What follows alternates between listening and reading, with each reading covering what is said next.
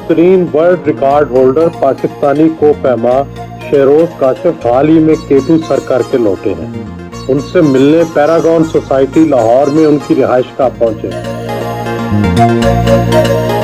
वालिद काशिफ सलमान के हमरा इस्तकबाल किया।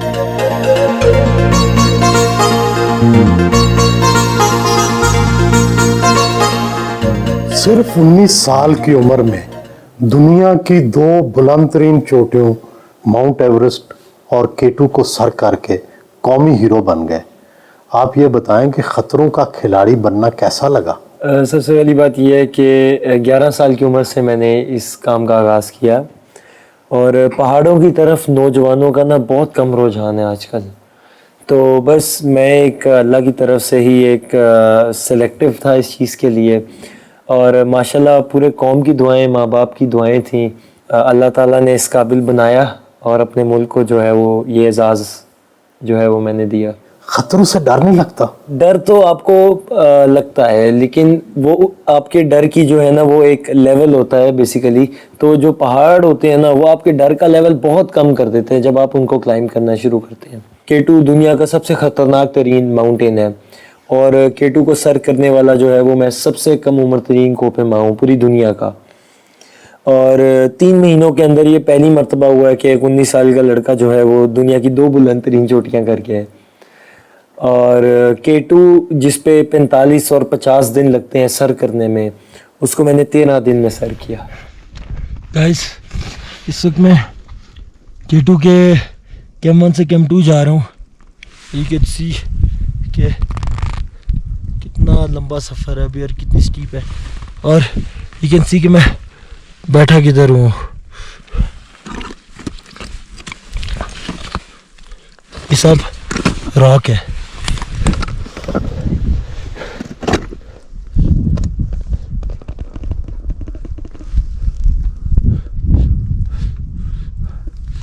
को पैमाई कर रहे होते हैं तो उस वक्त किस तरह के खतरात से पाला पड़ता है? जब ऊपर से पत्थर गिरते हैं, ऊपर से बर्फ़ के तोते गिरते हैं, रास्ते में आपको जो है वो लाशें पड़ी मिलती हैं। ऊपर से जब बर्फ़ के तोते गिरते हैं तब वो नीचे इंसान और हैवान हो वो साथ लेके जाते हैं अपने।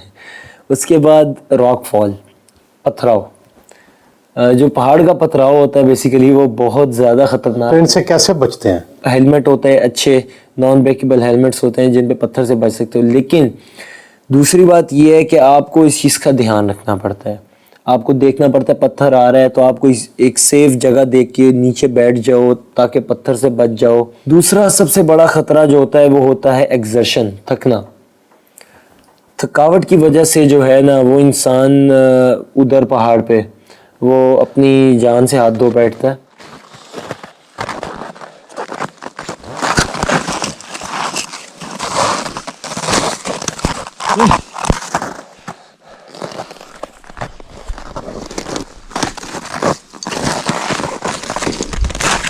ये कभी ऐसा हुआ कि मौत बिल्कुल आपको छूकर चली गई हो? अल्हम्दुलिल्लाह ऐसा वाकया तो नहीं हुआ, लेकिन इंजरी आई थी। ऊपर से पत्थर आके बिल्कुल इस जगह पे लगा था आके और बिल्कुल आंखों के सामने धुंधला हो गया था। और उसके बाद हम थोड़ा सा ऊपर जाके कैंप के अंदर रहे और अगले दिन फिर वापस नीचे की तरफ रवानगी।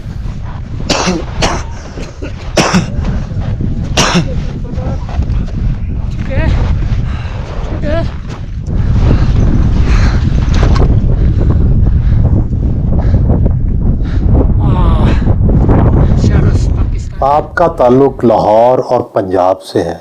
पंजाबी तो खानों के शौकीन होते हैं, यहाँ पहाड़ भी नहीं है। आपने ये शौक कैसे अपना लिया? मैं भी खाने का शौकीन हूँ, बट फैमिली से हूँ। एक तो कश्मीरी बट है हम लोग। और 11 साल की उम्र में पहली मरतबा अब्बू के साथ जो है वो मैं गया था शोग्रान वैली, मकड़ा पीक जो कि सिरी पाई मेडोज़ में वाक़ है। 4000 मीटर लगभग उसकी हाइट है। तो 11 साल का लड़का था, एक ज़्यादा से ज़्यादा क्या सोच सकता है। मेरे भी ज़हन में ऐसा ही सवाल आया कुछ कि आखिर पहाड़ की चोटी पे क्या है। या तो वहाँ पे कोई मैदान है जहाँ पे लोग जो है वो क्रिकेट खेलते हैं, या तो कोई मेले लगते हैं वहाँ पे। मैंने भी ज़िद की अब्बू से, मैंने कहा कि मैंने भी ऊपर जाना है। तो उन्होंने कहा कि अभी तो नहीं, लेकिन 2 हफ्ते बाद ना हम कुछ जैकेट्स वैकेट्स लेके आएंगे और ग्लव्स व्लव्स अच्छे लेके आएंगे ताकि तुम ऊपर जा सको। तो अगले हफ्ते बाद जो है वो जब मैं आया इधर दोबारा सिरीबाई मेडोज पे, तो तकरीबन 4 घंटे में वो पीक कर ली। अब्बू को यही था कि थोड़ा सा आगे जाएगा वापस आ जाएगा, शौक पूरा हो जाएगा इसका। तो वहाँ से एक सिलसिला शुरू हुआ 4000 मीटर की। आज अल्हम्दुलिल्लाह 8,000 मीटर की बुलंद तरीन चोटियाँ सर की हैं और तीनों पे रिकॉर्ड हासिल है। At the top of Everest. And hello guys, right now I'm at the top of K2.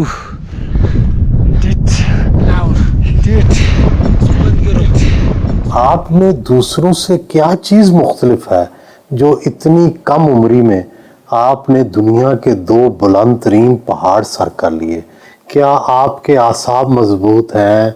आपकी जो सांस लेने का अंदाज है वो दूसरों से मुख्तलिफ है या कोई और खूबी है? आई थिंक सो कि मेरी विल पावर जो है ना, जो मेरे जिस काम को करने की मैंने ठान ली है, जो डिटर्मिनेशन है, आई थिंक सो कि वो मैं इस चीज़ को बड़ा फोकस रखता हूँ, हमेशा अपने गोल पे फोकस रखता हूँ। कोह पैमाई की दुनिया में आपको ब्रॉड बॉय के नाम से जाना और पहचाना जाता है।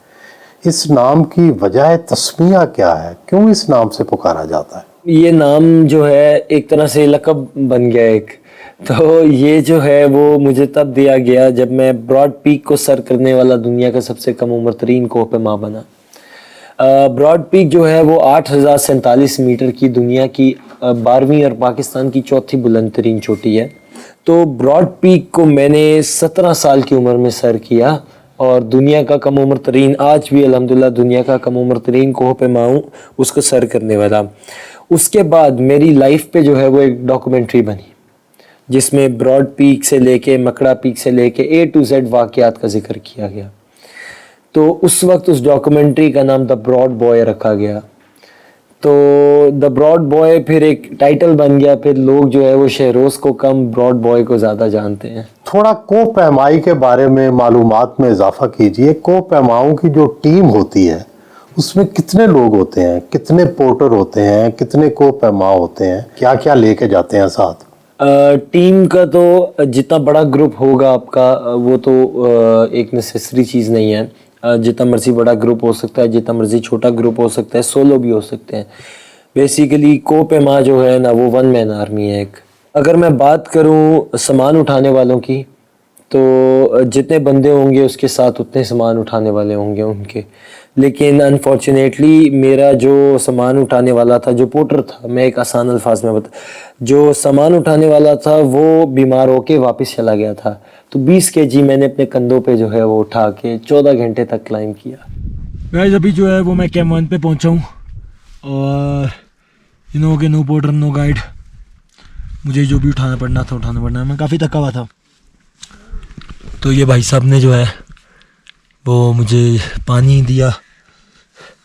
आपका नाम क्या है? तपाईँ को नाम के हो? मेरो दोर्जी है मेरा नाम। तिम्रो देश के हो? नेपाल से। तो गाइस अभी मैं जो है वो कैंप 2 के लिए रवाना हो रहा हूँ। क्या क्या साथ लेके जाते हैं? हमारा बड़ा सूट होता है जो कि हम पहनते हैं। कुछ छोटे सिलेंडर्स होते हैं जिसमें हम खाना पकाते हैं। कुछ पैक फूड होते हैं हमारे पास, कुछ चॉकलेट्स होती हैं, स्लीपिंग बैग होता है, टेंट होता है, ऑक्सीजन बॉटल्स होती हैं, और हमारे पास पीने का कुछ सामान होता है, एनर्जी बार्स होती हैं, मेडिकल किट होता है। ये सब कुछ जो है वो एक कोह पैमा के पास होना ज़रूरी है।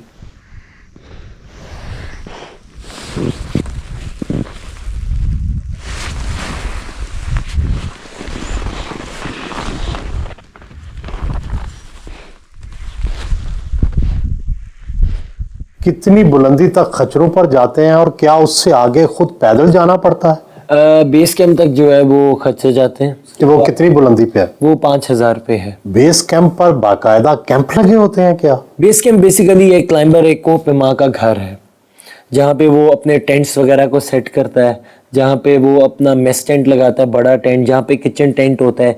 बेसिकली जहाँ से आप रवानगी करते हैं। अब बेस कैंप तक तो आप ट्रैक करके पहुँच गए हैं, लेकिन बेस कैंप के बाद जो है वो असल क्लाइंब शुरू होती है आपकी। बेस कैंप के बाद वही 70 डिग्री की स्लोप्स हैं, 80 डिग्री की स्लोप्स हैं जिन पे आपने क्लाइंब करना है। जो मुश्किल तरीन जगह है ना वो बेस कैंप के बाद आती कैंप पे हमेशा लोग रहते हैं मौजूद। है। बेस कैंप पे कोप में मार रहते हैं, जिन्होंने ऊपर जाना होता है वो बेस कैंप पे रहते हैं आके। अब बेस कैंप ऊपर जाने का जो स्टेप्स हैं वो ये है कि पहले आपने कैंप 1 पे जाना है, आपने उसके बाद फिर वापस बेस कैंप पे आ जाना है। ऐसा क्यों? ये एक्लेमेटाइजेशन होती है बेसिकली, हाइट और अल्टीट्यूड के हिसाब से अपने बॉडी को मेंटेन करना।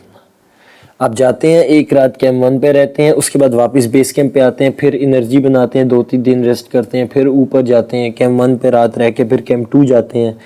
इस तरह क्लाइंबिंग जो होती है वो होती है, क्योंकि जब अगर आप एकदम डायरेक्ट चले जाएंगे तो अल्टीट्यूड की वजह से आपकी बॉडी के अंदर जो है वो हेप हेज जैसी बीमारियां आना शुरू हो जाती हैं।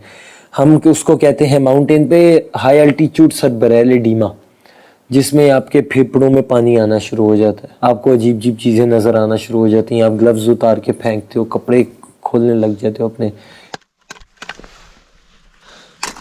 गाइस इस वक्त हालत बहुत बुरी है यार, ये कहाँ लेटा हूँ यार।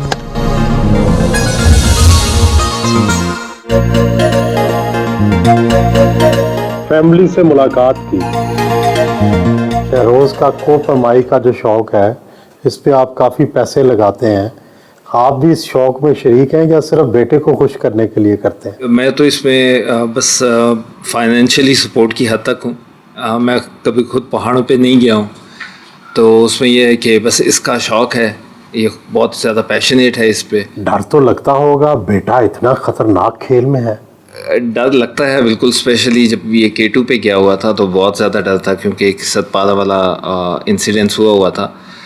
लेकिन बस इसके जब वो तस्वीरें आती हैं ऊपर से मुस्कुराते हुए, और वीडियो कभी कॉल कर देता है हमें या कोई वीडियो मैसेज भेज देता है, तो वो जितना ज़्यादा वो खुश होता है और जितना ज़्यादा इंजॉय कर रहा होता है, फिर हम लोग भी सुकून में आ जाते हैं कि ही इज़ ऑल राइट। कितना खर्चा आ जाता है इसके एक ट्रिप पे?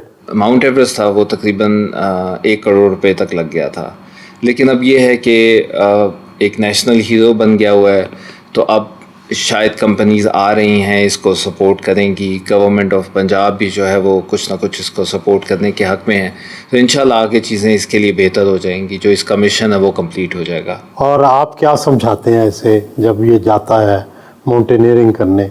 बिल्कुल, मैं इसको यही कहता हूँ कि पहाड़ों पे तो इंसान और अल्लाह के करीब हो जाता है, तो इसको मैं यही कहता हूँ कि दुआएं पढ़ के निकल, कोई रिस्क नहीं लेना, पहाड़ वहीं हैं, अगर कोई ऐसा ख़तरा हो तो वापस आ जाना, अगले साल फिर हो जाएगा। जब ये चोटी सर करके आया तो आपके क्या जज्बात थे?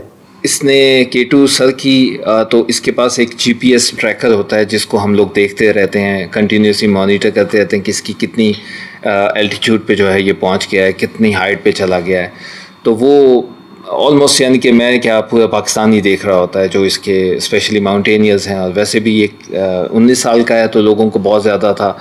माउंट एवरेस्ट वाली रात तकरीबन 30 लाख लोग जो है वो देख रहे थे। K2 में भी इसी तरह था।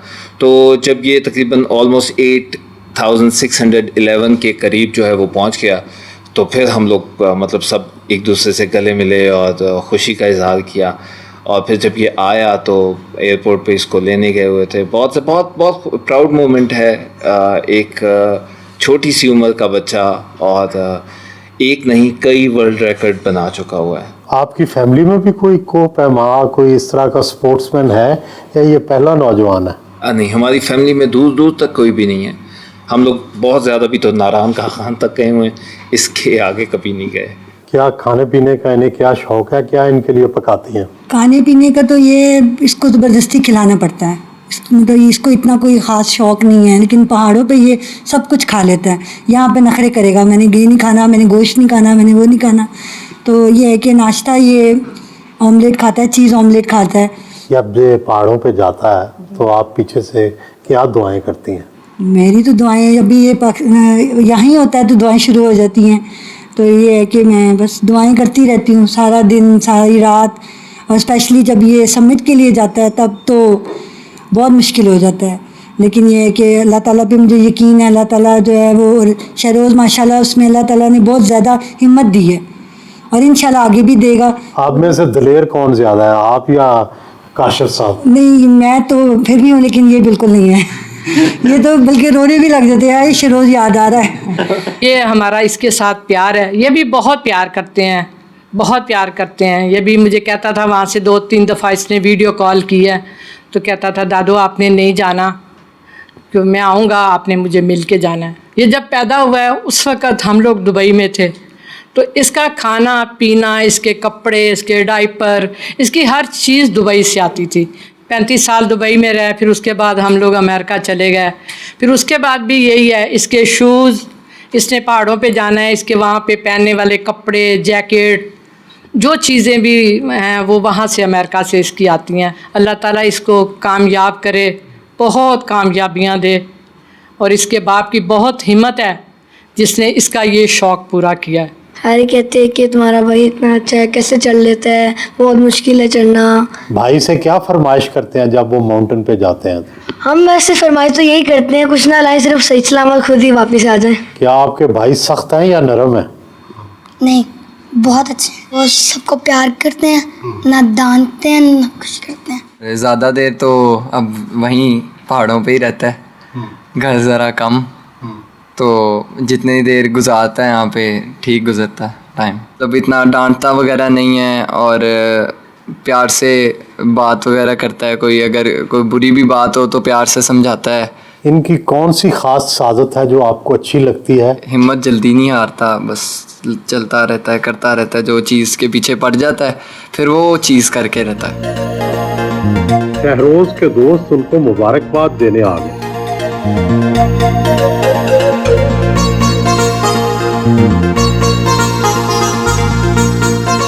ड्रोन कैमरा इस्तेमाल करने का उन्हें बहुत शौक है।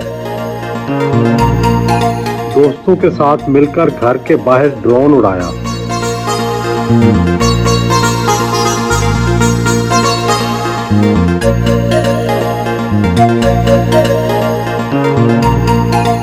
छोटे भाइयों और दोस्तों के साथ वीडियो गेम खेली।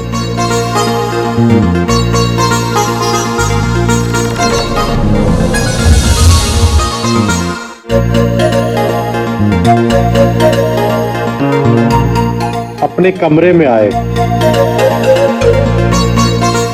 ये बताएं जी, इस सूट की क्या खास बात होती है कोपेमाई में? ये क्या बर्फ की सर्दी से बचाता है? ये सूट जो है वो 8000 मीटर की चोटियों के लिए जो है वो यूज़ होता है। सबसे पहली बात, ये सूट की ख़ास बात ये है कि ये -35, -50 तक, -60 तक भी आपको कवर कर सकता है। इसकी खासियत ये है, ये गूस के परों से बना होता है। हर 8000 मीटर पे जो भी माउंटेनियर जाता है वो इसको पहनता है। इसको आम जुबान में डांगरी भी कहते हैं हम लोग, डाउन सूट भी कहते हैं इसको हम लोग। और इसकी कितनी कीमत होती है? 2 लाख रुपया। और ये जूते जो हैं इनकी क्या खास बात है? ये जूतों की खास बात ये है कि ये डबल लेयर जूते हैं और ये 8000 मीटर के लिए स्पेसिफिकली बने हुए हैं। इनके अंदर ख़ास बात ये है कि इसके अंदर एक और लेयर है, एक और जूता है जो आप पहनते हो, और वो आपके पैर को जो है वो एक तो गर्म भी रखता है, इंसुलेटेड है उसके अंदर वाला, और दूसरी बात ये है कि ये आपके पैरों के अंदर कोई बर्फ़ भी नहीं जाने देता।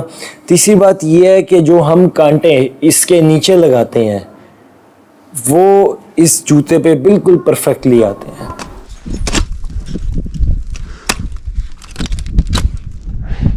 This is K2, the Savage Mountain. ये बूट कितने के आते हैं? ये बूट 1.5 लाख रुपए के। और क्या क्या चीजें होती हैं जो इस्तेमाल मैं होती हैं? आपको कुछ चीज़ें जो है दिखाता हूँ। ये हार्नेस है बेसिकली। अक्सर आपने देखा होगा कि जो लोग बिजली का काम करते हैं वो लोग इसको पहनते हैं लटकने के लिए खंभों वगैरह के साथ। हम लोग जो है वो इसको यूज़ करते हैं। इसके अंदर हमारी सेफ्टीज़ वगैरह होती हैं, आप देख सकते हैं इसके अंदर डिफरेंट हुक लगे हुए हैं। इनको हम कहते हैं कैराबिनर्स। ये एक कैराबिनर कम से कम भी 3000 kg वेट उठा सकता है, और आपकी जो बेसिकली सेफ्टी है ना सारी, वो इस कैराबिनर पे जो है वो डिपेंडेंट होती है। अच्छा, कैसे?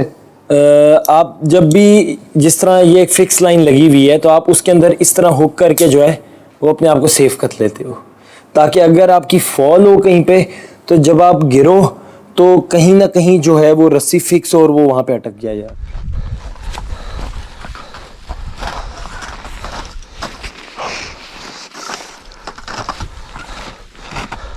उसके बाद ये आता है असेंडर, इसको जुमार भी कहते हैं। इसका काम ये होता है कि ये आपकी बेल्ट के साथ लगा होता है, बिल्कुल एक रस्सी के साथ, इस तरह इसको यहाँ से हम इस तरह करके बांधते हैं, ये बिल्कुल एक रस्सी के साथ लगा होता है। लेकिन इसकी खासियत ये है कि जब आप इसको जो पहाड़ पे रस्सी लगी होती है उसके अंदर डालते हो तो ये ऊपर तो जाता है लेकिन वापस नहीं आता नीचे। अच्छा। तो जब आप असेंडिंग कर रहे होते हो, जब आप पहाड़ की चोटी की तरफ जा रहे होते हो, जब आप 70 की स्लोप पे जा रहे होते हो, तो ये चीज़ है जो आपको सेव करती है। और अगर आपकी फॉल होती है तो ये आपको लॉक कर लेता है और ये अटैच होता है आपके हार्नेस के साथ, और आपका हार्नेस लगा होता है इधर।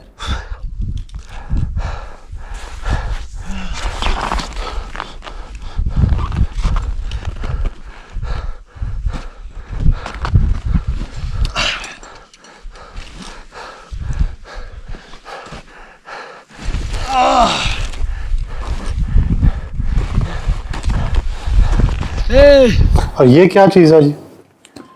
ये खाना पकाने वाले पॉट हैं जिसपे हम खाना पकाते हैं। इसके नीचे बिल्कुल इतने इतने से एक सिलेंडर्स लगे होते हैं। मज़े की बात यह है कि जब आप इसके अंदर खाना पका रहे हो तो घर वाला टेस्ट तो नहीं आता, खैर घर बहुत याद आता है। अच्छा, घर याद आता है? घर बहुत का याद खाना? आता है। घर का खाना याद आता है, घर बहुत याद आता है, निहारी बहुत याद आई है, चावल दाल चावल बहुत याद आए हैं। तो इस तरह की चीज़ें जो है ना वो याद आती रहती हैं। मतलब एक दफ़ा ना मैं तकरीबन कोई कैंप 3 पे 7,500 मीटर मेरे ख्याल से उसकी बुलंदी थी, उधर बैठ के जो है वो मैं पानी बना रहा था। अब पानी हम लोग बनाते हैं, बर्फ़ लेके आके पॉट में डालते हैं और उसको फिर पिघला के जो है वो फिर एक बोतल बनती है हार्डली, और वो फिर सारे पीते हैं मिलके। और बर्फ़ वाला पानी तो हम सुनने में आसान लग रहा होगा कि बर्फ़ वाला पानी जो है वो पी लेंगे आराम से, ये कर लेंगे। असल में बर्फ़ वाले पानी की बाकायदा एक स्मेल होती है और बर्फ़ वाले पानी का बाकायदा एक टेस्ट होता है। अच्छा जी, जिस पानी का टेस्ट होता है, जिस पानी की स्मेल होती है, वो पानी आप खुद ही अंदाज़ा लगा लेंगे वो किस टाइप का पानी होगा। और वो बर्फ़ से बनाया जाता है, आइस से नहीं, स्नो से। ये एक बिल्कुल छोटी सी डिवाइस है। ये ज़्यादा से ज़्यादा ये क्या कर सकती है, बेसिकली ये आपका लाइफ सेवर है। जब आप पहाड़ से उतरना शुरू करते हैं ना तो आप क्या करते हैं कि ये इस रस्सी को इसके अंदर इस तरह डालते हैं हम लोग, और उसके बाद एक हुक हम लोग लगाते हैं इस तरह। तो क्या होता है कि जब आप पहाड़ से नीचे उतर रहे होते हो ना, ये होता है आपका ब्रेकिंग हैंड, ये वाला। ये जैसी आएगी तो अगर आप इसको थोड़ा सा ऊपर करता हूँ तो ये नीचे नहीं आएगी, आपकी फॉल नहीं होगी, आप गिर नहीं सकते। अच्छा जी, ये देखें ये। लेकिन जैसे ही मैं इसको थोड़ी सी ढील देता हूँ तो ये आहिस्ता आहिस्ता आप रिपेल कर रहे हो, आपकी स्पीड भी स्लो हो जाती है इससे। रस्सी का मैं थोड़ा सा बताता चलूँ आपको। तो ये एक बंदा रस्सी ऊपर लेके जाता है तो वो यहाँ से उस बंदे की सेफ्टी को कंट्रोल करता है, और वो जो बंदा है वो ऊपर जाके रस्सी लगाता है। अब वो जो रस्सी लगा लेता है उसके बाद जो है वो बाकी बंदे जो हैं वो रस्सी के साथ जो है वो सेफ्टी में ऊपर आते हैं। ये नहीं है कि रस्सी के साथ ऊपर आना बड़ा आसान है, रस्सी लग गई है तो बस हम चले जाएंगे किसी ना किसी भी तरह, ऐसा बिल्कुल भी नहीं है। बेसिकली रस्सी ये है कि अगर आप किसी पॉइंट पे जाके गिरो तो वो आपको बचा ले। हर दफ़ा जो नया मुहिम जाती है वो अपनी रस्सी लेके जाती है। जी, और वो पहाड़ पे रस्सी फिक्स करते हैं। उसके बाद हम लाइन में बना के जो है वो एक तरह से लाइन में चलते हैं, जो कि एटिकेट्स है माउंटेनियरिंग के, कि आपको एक लाइन में, अगर कोई बंदा आपसे स्लो है तो आप उसको क्रॉस कर लो। लेकिन जब आप उसको क्रॉस करते हो एक ही रस्सी पे तो शर्त ये है कि क्रॉस करने वाला अपनी सेफ्टी उतार के आगे जाएगा, ना कि वो जो रेस्ट कर रहा है। पहाड़ की चढ़ाई हो या उतराई दोनों मुश्किल तो हैं, लेकिन ज़्यादा मुश्किल कौन सी चीज़ है? मेरे ख्याल से उतरना, क्योंकि अगर टेक्निकली देखा जाए ना तो जब आप चढ़ते हो आपको 2 दिन लगते हैं, तो लेकिन जब आप उतरते हो आपको 1 दिन लगता है। उस वक्त स्पीड ज़्यादा होती है आपकी, तो जब स्पीड ज़्यादा होती है तो कंट्रोल उतना नहीं रहता जितना स्लो स्पीड पे रहता है आपको, तो टेक्निकली उतरना मुश्किल है। और ये हेलमेट है? ये हेलमेट है जो आपको एक बहुत बड़े बड़े पत्थरों से बचाता है, नॉन ब्रेकेबल हेलमेट है। ये कितने का होगा? मेरे ख्याल से ये तकरीबन कोई 7-8 हज़ार रुपए का। कैंप के अंदर जो है वर्दी नहीं दाखिल होती? कैंप के अंदर सर्दी बिल्कुल दाखिल होती है, लेकिन उसके अंदर स्लीपिंग बैग्स होते हैं आपके पास बेसिकली, जो आपको सर्दी से बचाते हैं, लेकिन वो इतनी सर्दी से नहीं बचा सकते हैं आपको। थोड़ी बहुत ठंड लगती है, लेकिन काफ़ी हद तक ठंड कम कर देती है वो। हेलो गाइस, इस वक्त कैंप 2 पे हूँ मैं। ठंड बहुत ज़्यादा है, तकरीबन -20 तो हो गई। ये आप फ्लैग्स देख रहे हैं, ये बेसिकली नेपाल के फ्लैग्स हैं। जब भी हम बेस कैंप पे पहुंचते हैं ना, तो वो लोग इनको बेस कैंप पे लगाते हैं। ये उनका एक तरह से रिलीजियस फ्लैग है नेपालियों के। हमें तो कलरफुल लगते हैं, मैं तो इस वजह से लेके आया हूँ उसको। तो हम लोग क्या करते हैं, ये लोग नेपाली क्या करते हैं, इसको बेस कैंप पे ना हर जगह पे लगा देते हैं, तो वो बड़ा एक लुक आ जाती है बेस कैंप वाली इसके अंदर।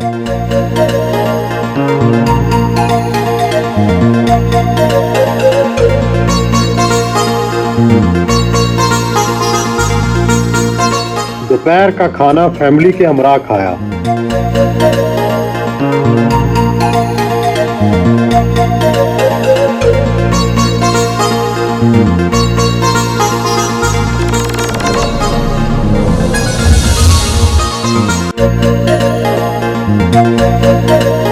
घर से रवाना हुए, कम उम्री में ही शोहरत मिल गई, परियां तो इर्द गिर्द मंडलाने लगी होंगी। बात तो आपकी भी ठीक है, ऐसा होता है, लेकिन आई थिंक सो कि लोग आपके काम को बहुत प्यार करते हैं। लड़कियों के फोन आते हैं या नहीं? आते हैं, ज़रूर आते हैं। क्या कहते हैं?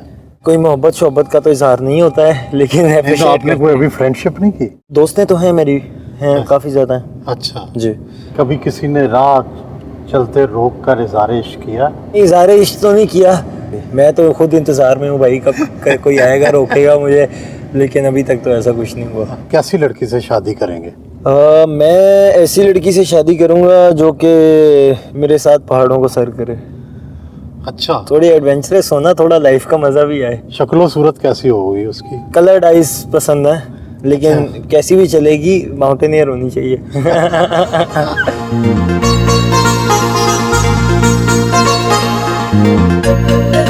जिम पहुंचे,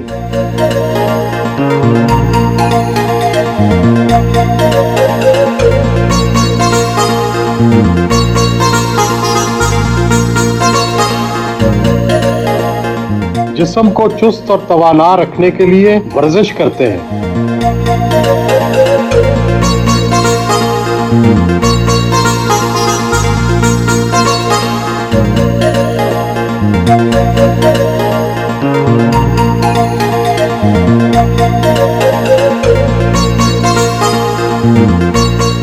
एक्सट्रीम स्पोर्ट्स में पैसे भी बहुत हैं, अभी आने तो नहीं शुरू हुए होंगे? नहीं, अल्हम्दुलिल्लाह थोड़े बहुत आ रहे हैं। गवर्नमेंट ऑफ पंजाब भी सपोर्ट कर रही है। मुझे बड़ी खुशी है कि मैं जो है वो एक जिस चीज़ का रुझान नहीं था पाकिस्तान में, उसकी वजह से आने वाले बहुत ज़्यादा यंगस्टर्स को जो है वो मौका मिलेगा। तो हम जो डॉक्टर इंजीनियर के पीछे भागते हैं, मैं ये चाहता हूँ कि स्पोर्ट्स के अंदर भी जो है वो लोग इसी तरह पैसा कमाए, इसी तरह नाम कमाए।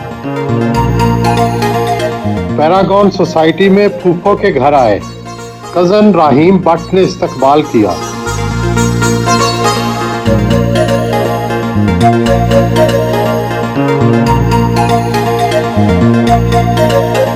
चाय का एहतमाम भी किया गया।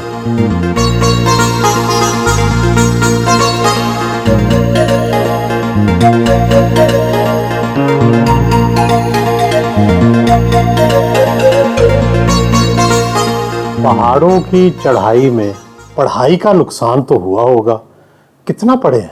मैंने जो है वो FSC अपनी की है। अच्छा। लेकिन मेरा मानना ये है पर्सनली तौर पे कि मैं माउंटेनियरिंग कर रहा हूँ, और माउंटेनियरिंग के अंदर जो माउंटेनियरिंग की जो एजुकेशन है उसको मैं साथ साथ लेके चल रहा हूँ अपनी। तो क्या आप माउंटेनियरिंग की कोई एजुकेशन ले रहे हैं? माउंटेनियरिंग की किस तरह जाती है, माउंटेनियरिंग में क्या क्या चीज़ें हैं, माउंटेनियरिंग कैसे होती है, क्या इसका स्कोप है, इसको किस तरह रोप को फिक्स किया जाता है, जुमार किस तरह लगाया जाता है, ये सब चीज़ें मैं सीख रहा हूँ। ये सब काफ़ी चीज़ें मुझे आती हैं, बहुत सारी चीज़ें मैं सीख रहा हूँ। कोह पैमाई का काम बहुत कठिन है, क्या इस हवाले से दुनिया में कोह पैमाओं की लाइफ इंश्योरेंस का कोई इंतज़ाम किया जाता है? जी, लाइफ इंश्योरेंस भी होती है। इसके अंदर ग्लोबल रेस्क्यू एक बहुत अहम रोल प्ले करती है। ग्लोबल रेस्क्यू आपके करीबी हेलीकॉप्टर सेक्टर्स को पैसे देती है, और अगर हादसाती सूरत में जो है वो आपको इवैक्यूएट कर लेते हैं। मुस्तकबिल का क्या इरादा है, कौन कौन सी चोटियां सर करेंगे? दुनिया में 14 बुलंद तरीन चोटियाँ 8000 मीटर की, जो कि आधी नेपाल में हैं और 5 पाकिस्तान में हैं, 2 नेपाल चाइना में है और बाकी नेपाल के अंदर हैं। नेपाल की दुनिया की बुलंद तरीन चोटी तो मैं सर कर चुका हूँ, दुनिया की दूसरी बुलंद तरीन चोटी भी मैं सर कर चुका हूँ, दुनिया की मुश्किल तरीन चोटी भी सर कर चुका हूँ।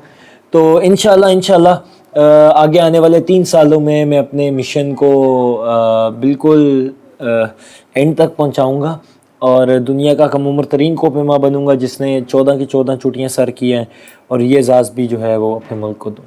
At the top of Everest, and I'm gonna give a tribute to Anishat Para. Anishat Para, brother, you're in our heart. Just continuing your legacy with young mountaineers of Pakistan. Inshallah, to summit all 14 peaks in the world. We miss you a lot, Ali. Pakistan miss you a lot. Hello guys, right now I'm at the top of K2. Beautiful weather.